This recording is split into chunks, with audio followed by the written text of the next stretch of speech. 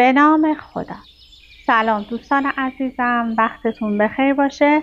پادکست صدای سکوت امروز رو با کتابی زیبا به نام معجزه‌گر خاموش شروع میکنیم. این کتاب نوشته آقای رضا حیات الغیب هستش که در ابتدای کتاب روی جلد جمله نوشته شده: اگر قرار باشد در کل زندگیتان فقط یک کتاب بخوانید، باید این کتاب را انتخاب کنید. این کتاب توسط نشر سخنوران در سال 1397 در تهران چاپ شده. موضوع این کتاب راه و رسم زندگی، موفقیت و خودسازی هستش. معجزه‌گر خاموش پاراگراف‌های زندگی ساز زیبایی داره.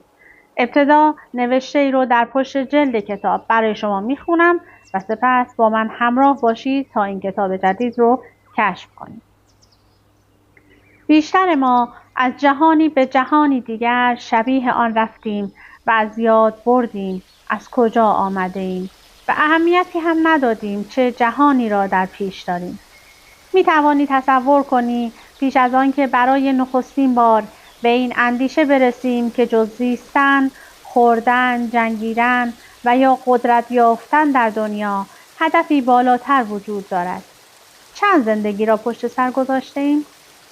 100 زندگی را، 1000 زندگی را، آنگاه 100 سال دیگر تا بفهمیم چیزی به نام کمال یا پرواز وجود دارد و باز هم 100 زندگی دیگر تا به این برسیم که هدف از زندگی یافتن آن کمال و متجلی کردن آن است.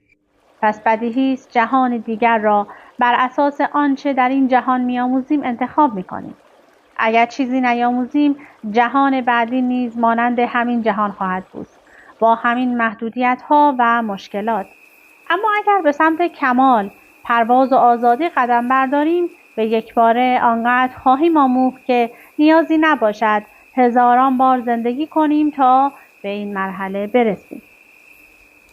این کتاب شامل 12 فصل هستش و قبل از شروع کتاب با هم پیشگفتار رو میخونیم. در طول به تحریر در آمدن این کتاب بارها و بارها گفتگو کردیم و با خود اندیشیدیم که چه مقدمه‌ای میتوانیم برای این کتاب به نگارش درآوریم که مخاطب را متوجه اهمیت بسیار کتاب و همچنین مطالب کل کتاب کنیم. نوشتن مقدمه برای کتابی که الهام گرفته شده از بیش از 100 کتاب برتر دنیا و همچنین ساعتها آموزش و سخنرانی بزرگترین اساتید جهان است. مقداری مشکل و سخت است. مطالب این کتاب بسیار بسیار مهم است. باید روی صفحه آن، پاراگراف آن و خط به خط آن تأمل کنیم. آنچه که در این کتاب می‌خوانیم اگر نگوییم تماماً، باید گفت عمدتاً برخلاف آنچه است که زندگی می‌کنیم، برخلاف آنچه است که ما اعتقاد داریم، برخلاف چیزی است که به ما یاد دادند. وقتی صفحات این کتاب را می‌خوانیم متوجه موضوعات و مطالبی می‌شویم که ممکن است کاملاً برایمان گم و ناآشنا باشد. مطالبی که برخلاف عادت‌های ماست. مطالبی که در این کتاب می‌خوانید تضمین کننده یک زندگی عالی و بی‌نظیر در تمامی ابعاد نه تنها برای فرد بلکه برای تمام بشریت و کل کره زمین میباشد. با توجه به اینکه زندگی انسان دارای ابعاد مختلفی است و این کتاب از بیش از 100 جلد کتاب برتر دنیا و ساعتها آموزش با موضوعات مختلف است، نتوانستیم هیچ نامی بهتر از پاراگراف‌های زندگی ساز یا آیه‌های زندگی ساز برای آن انتخاب کنیم. اما این اسمی بود که ذهنمان به ما میگفت. ندای قلبمان چیز دیگری میگفت. گویی که این اسم قلبمان را آرام نمی‌کرد تا اینکه در یک غروب سرد و لذت بخش زمستانی و در یک سکوت زیبا بدون اینکه به اسم کتاب فکر کنم این اسم به قلب من الهام شد. به گونه‌ای که انگار این اسم به همه دوستان الهام شده است، چون به محض پیشنهاد آن همه با ذوق پذیرای آن شدند. معجزه‌گر خاموش. این کتاب واقعاً در خاموشی معجزه می‌کند. این کتاب پرواز را به شما می‌آموزد، آزادی را به شما یاد می‌دهد، شفا می‌دهد درون و بیرون بیمارتان را. روابطتان را به بهترین شکل بهبود می‌بخشد. ثروت را به سمت شما سرازیر می‌کند.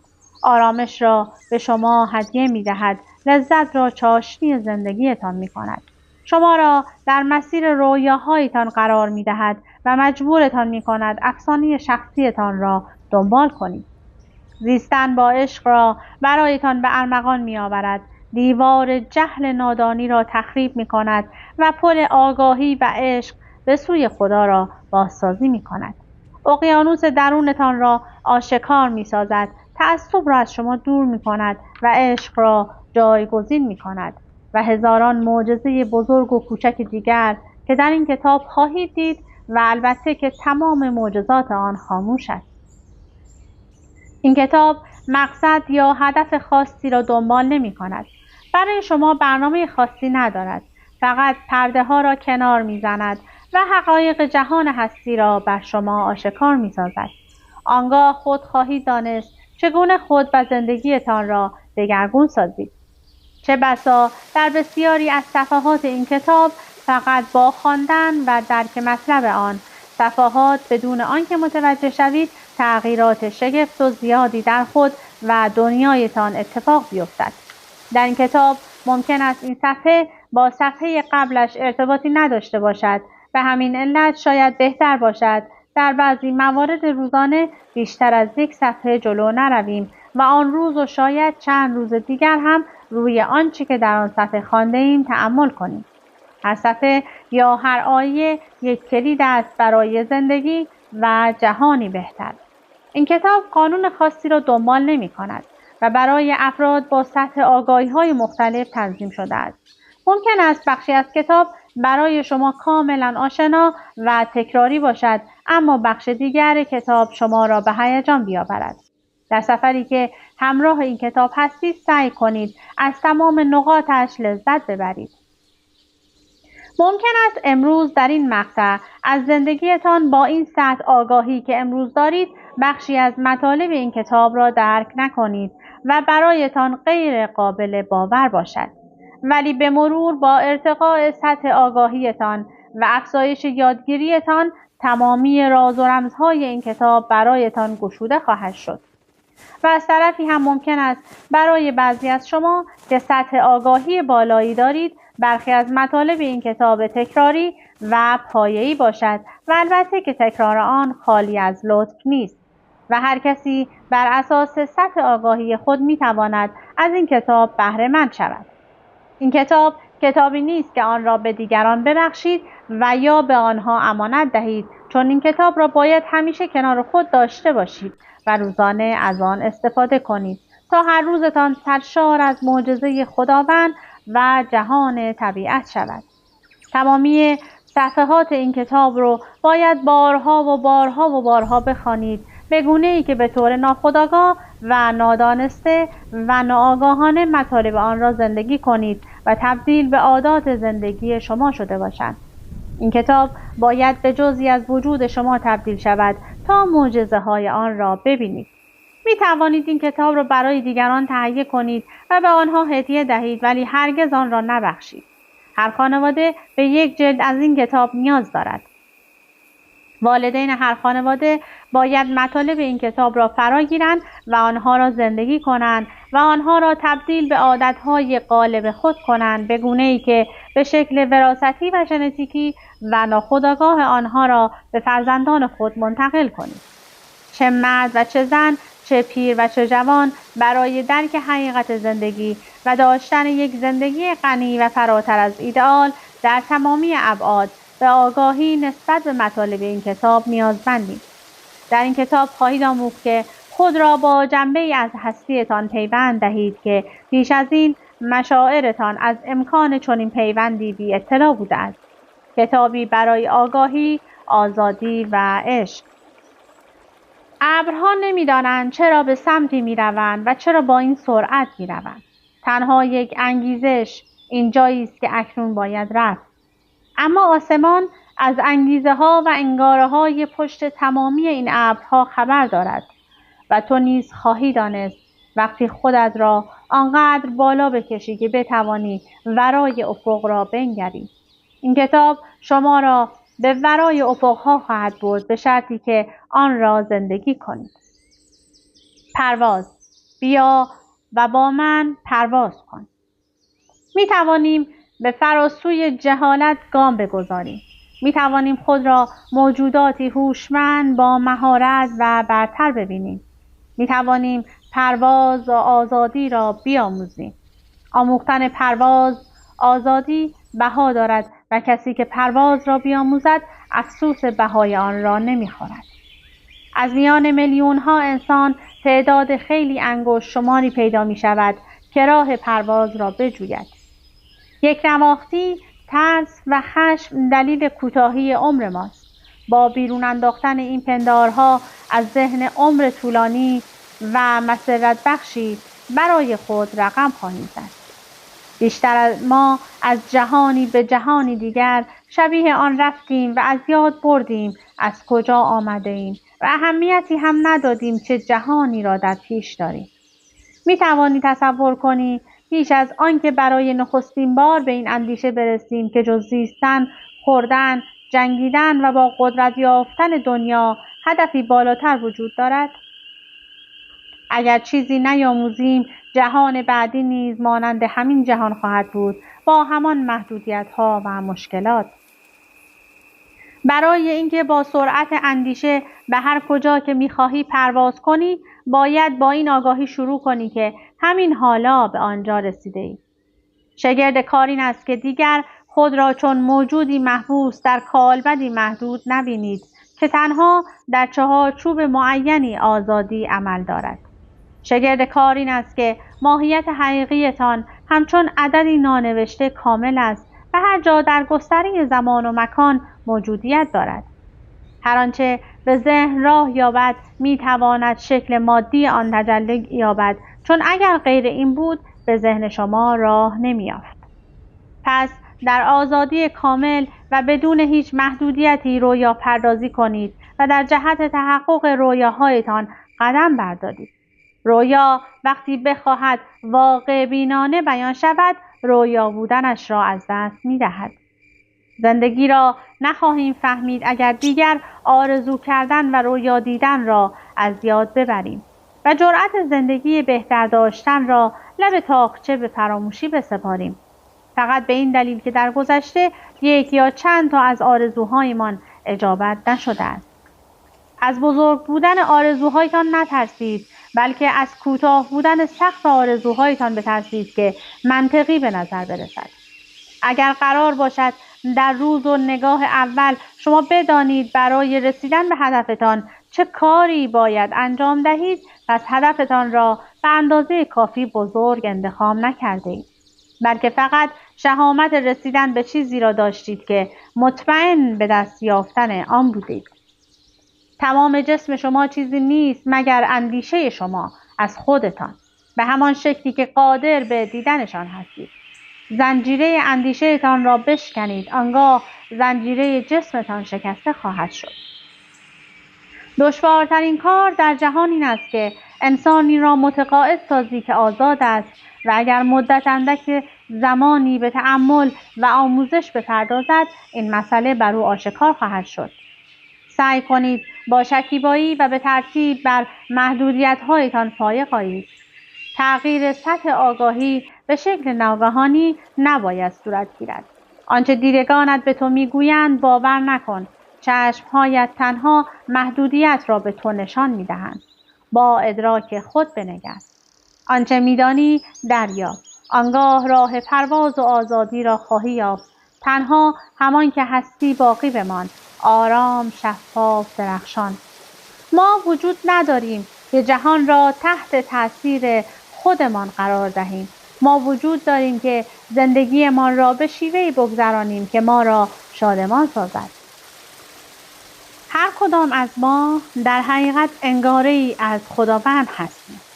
انگاره نامحدود از آزادی و پرواز درست و دقیق گامی است به سوی تجلی بخشیدن به ماهیت حقیقیمان.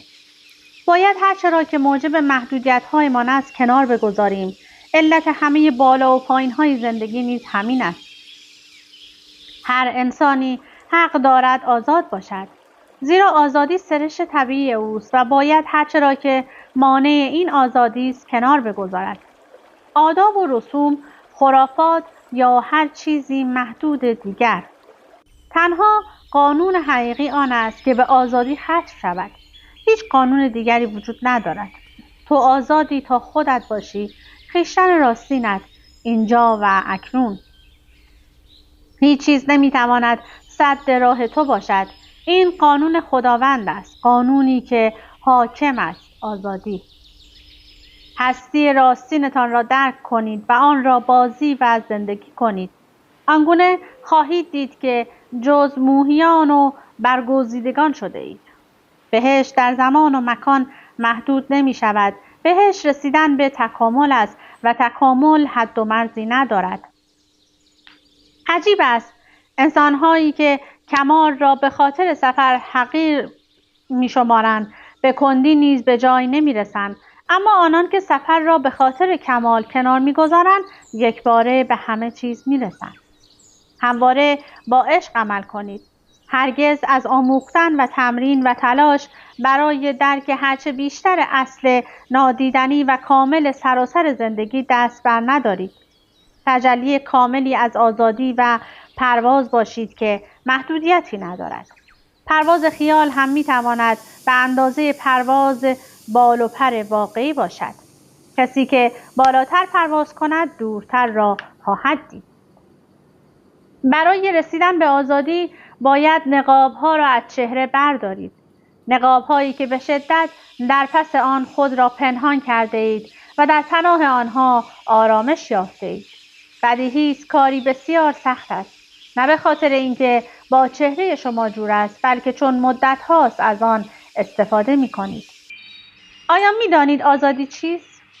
آزادی نبود نگرانی درباره خودتان است و بهترین راه برای پایان دادن به کسب منافع به فکر منافع دیگران بودن است.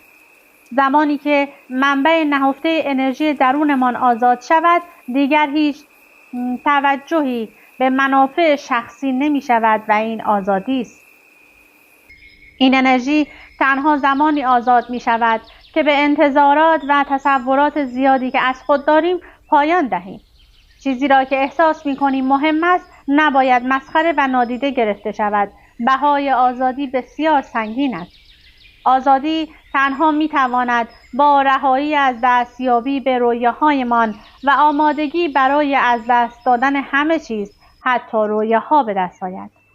آزادی اگر به عنوان شکستن زنجیرهای محدود کننده تعریف شود، بسیاری از مردم آزاد خواهند شد.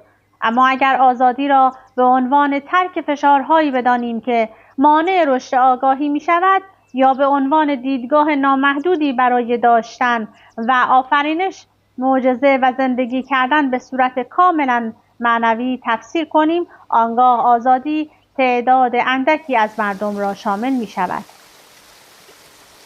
اگر بتوانید بدون تکبر و غرور بر خودشیفتگیتان غلبه کنید، به نوعی به آزادی دست یافتید. آزادی به بیان دیگر نداشتن چیزی برای از دست دادن است. وقتی چیزی برای باختن نداشته باشید، مسلماً آزاد خواهید بود و وقتی وابستگی و غرور را از خود دور کنید، آزادی دارید.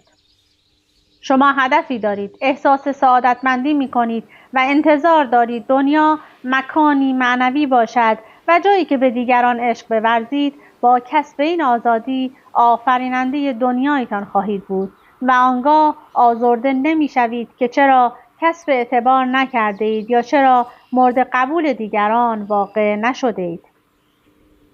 فصل دوم، افسانه شخصی. هر کس روی زمین گنجی دارد که انتظار او را می کشد. روح جهان یا از خوشبختی انسانها تغذیه می شود و یا از بدبختی، ناکامی و حسادت آنها. تحقق بخشیدن به افسانه شخصی تنها وظیفه آن آدم هاست. همه چیز فقط یک چیز است، انرژی. وقتی آرزوی چیزی را داری، سرتاسر کیهان همدست می شود تا بتوانی به این آرزو تحقق ببخشی. اگر با وعده چیزی که هنوز نداری شروع کنی، اشتیاقت را برای رسیدن به آن از دست می دهی. باید میان چیزی که به آن عادت کرده اید و آن چیزی که دلتان می خواهد تصمیم بگیرید. هنگامی همه روزها یکسان باشد، معنایش این است که آدم دیگر نمی تواند رخدادهای خیری را که با هر بار گردش خورشید در آسمان در زندگیش رخ می دهد درک کند. خدا راهی را که هر انسان باید طی کند در جهان نوشته است. فقط باید راهی را که برای تو نوشته شده است بیابی و بخوانی. عده‌ای فقط رویای رسیدن به چیزی را دارند و عده‌ای می‌خواهند واقعاً به آن رویا برسند.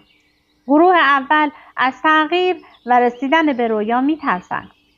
عده دیگر از ترس رسیدن به رویا و پوچ شدن زندگی می‌ترسند و از خود رویا بیشتر لذت می‌برند.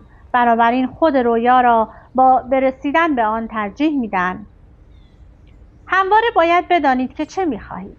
انسان هرچه به رویایش نزدیکتر می‌شود، افسانه شخصی بیشتر به دلیل زندگیش تبدیل می‌شود. از تغییر نترسید و افسانه شخصیتان را زندگی کنید. هیچ کس از ناشناخته ها نمی ترسد، چون هر کسی قادر است هر چیزی را که می خواهد به دست بیاورد. ما فقط می ترسیم چیزی را که داریم از دست بدهیم، چه زندگی و چه دارایی هایمان.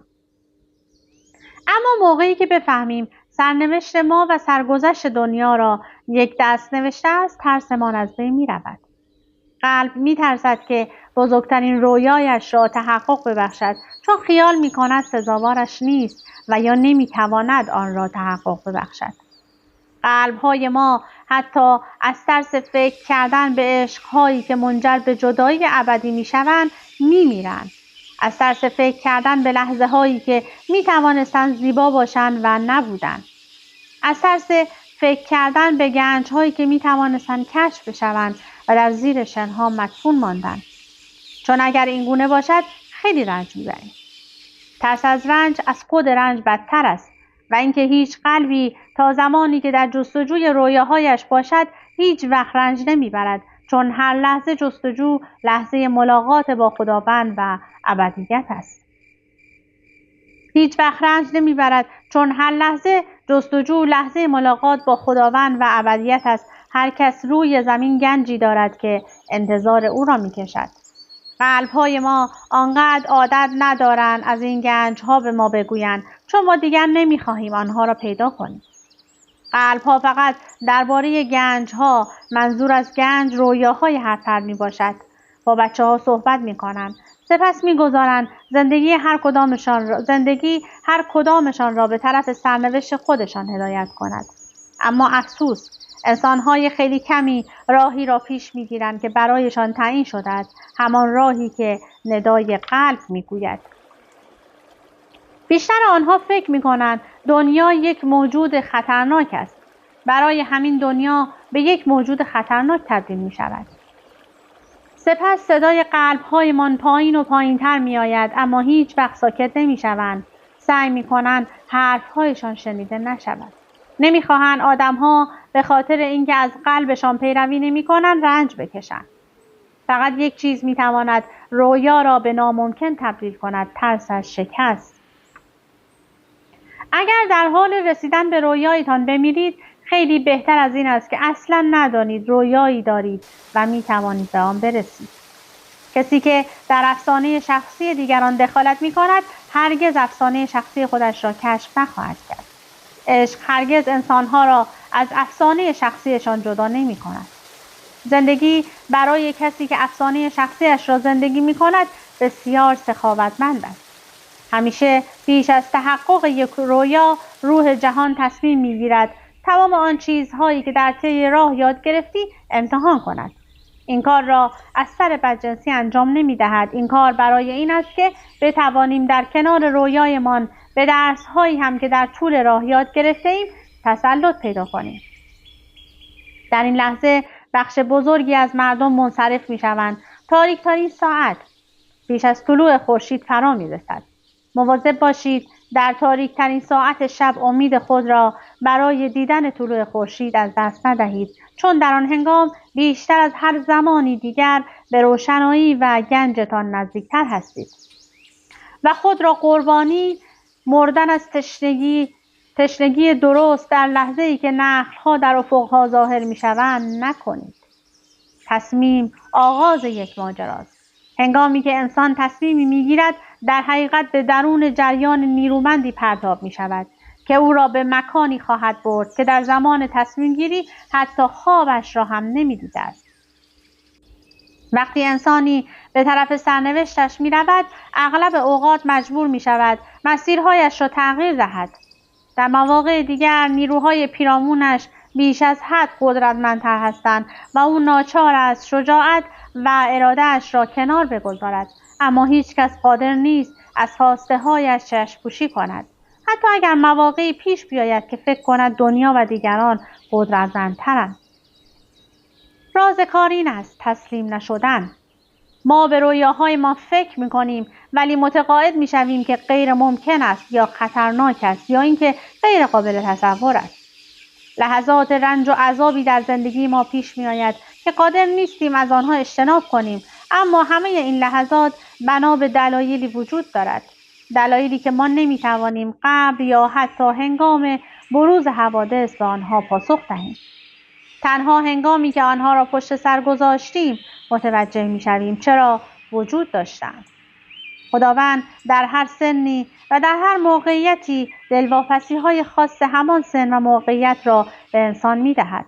از هر لحظه از زندگیت استفاده کن تا بعدها پشیمان نشوی و نگویی جوانیم به بطالت گذشته است. خداوند طبیب توست. او روح تو را درمان می‌کند. در کنار آب‌های آرام تو را هدایت می‌کند و هیچگاه اجازه نخواهد داد که مفهوم زندگیت را از یاد ببری. به او اعتماد داشته باش. به نظر می‌آید تاریخ گذشتگان سرشار است از انسان‌های درستی که در مکان‌های درستی قرار گرفته بودند، ولی این را باور نکن. خداوند با توجه به توانایی‌های هر فرد از او انتظار دارد. اگر از گذشته‌ات ناراضی هستی، آن را فراموش کن. داستان تازه‌ای از زندگیت را به تصویر درآور و آن را باور کن. فکرت را به لحظاتی متمرکز کن که به خواسته هایت رسیده ای و این قدرت به تو یاری می دهد تا به خواسته‌ات برسی. هر انسانی در هر ورطه‌ای از زمان دچار مصیبتی می شود. این مصیبت ممکن است ویرانی شهری باشد، مرگ فرزندی باشد، اتهامی بی‌دلیل باشد و یا بیماری باشد که تا ابد شخصی را معلول کند. هر انسانی در آن لحظه خداوند آن شخص را به مبارزه می طلبد و از او می خواهد به سؤالش پاسخ دهد. چرا به زندگی چسبیده ای که این چنین کوتاه و پر از مشقت است؟ مفهوم این نبرد تو چیست؟ انسانی که پاسخ به این سؤال را نمی داند تسلیم می شود، در حالی که شخص دیگری که به دنبال معنی زندگی است با سرنوشت خود به مبارزه برمیخیزد. در همین زمان است که آتشی از نوعی دیگر از آسمان نازل می شود. نه آن آتشی که می کشد، بلکه آتشی که دیوارهای قدیمی را فرو می ریزاند و به هر انسانی توانایی‌های واقعیش را باز می دهد. بزدلان هیچگاه اجازه نمی دهند این آتش قلب آنها را شعله‌ور کند. تنها چیزی که می خواهند تغییر اوضاع است تا بیدرنگ به وضعیت قبلی بازگردند و بتوانند به زندگیشان ادامه دهند و به طریقی قدیمی بیاندیشند. اما شجاعان آنچه قدیمی است به آتش میکشند، حتی به قیمت دردی جانفرسا. همه چیز از جمله وابستگی‌ها، عادات و عقاید گذشته را رها میکنند و به پیشروی ادامه میدهند. شجاعان همیشه لجوج و سرسخت هستند. خداوند با رضایتمندی از میان آسمان‌ها لبخند میزند، زیرا او همین را میخواهد. او میخواهد که هر انسانی مسئولیت زندگیش را خودش بر عهده بگیرد. هرچه باشد او در نهایت به بندگان و فرزندانش بزرگترین موهبت‌ها را بخشیده است. توانایی انتخاب و تصمیم گیری در اعمالشان. مصیبت‌ها اجتناب ناپذیر هستند. ما می‌توانیم دلیلش را بیابیم. دیگران را سرزنش کنیم و تصور کنیم که اگر چنین مصائبی رخ نمیداد زندگی ما چقدر متفاوت میشد. اما هیچ یک از اینها اهمیتی ندارد، چون این مصائبی رخ میدهند. از آن پس باید ترسی را که در ما جان گرفته است کنار بگذاریم و به بازسازی بپردازیم.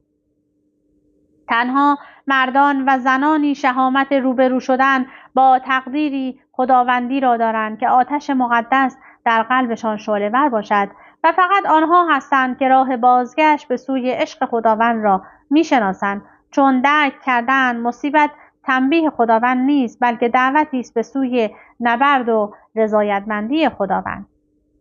و در حقیقت بازگشت به سوی خداوند است، نه مقابله با او. خداوند را با تمام وجود و از روی عشق و لذت ستایش کنید، نه مانند بزدلی که راه و چیز دیگری بلد نیست. قهر خداوند شامل کسانی می شود که شهامت و جسارت ندارند. بخشایندگی خداوند بیکران است. خداوند گاهی اوقات بسیار سختگیر می شود، اما هیچگاه این سختگیری خارج از توانایی فرد نیست. وقتی در ارتفاع قرار می گیرم، مانند بالای کوه همه چیز را کوچک می بینم. افتخارات و غمهایمان اهمیت خود را از دست می دهند. هرچه به دست آورده ایم و از دست داده ایم آن پایین می ماند. از بالای کوه می توانی به بزرگی دنیا و وسعت افقش پی ببری. اگر به سوی جهتی که همیشه آرزویش را داشتیم گام برداریم، غم برای همیشه دوام نخواهد یافت. امیدوارم که از این کتاب زیبا در همین فرصت کم آنچه که توانستم برای شما خواندم لذت برده باشید و اگر از روایت این کتاب خوشتون اومده تهیه کنید و همه کتاب رو به صورت کامل بخونید. از اینکه با من همراه بودید سپاسگزارم. تا وایس بعدی، خدا نگهدارتون.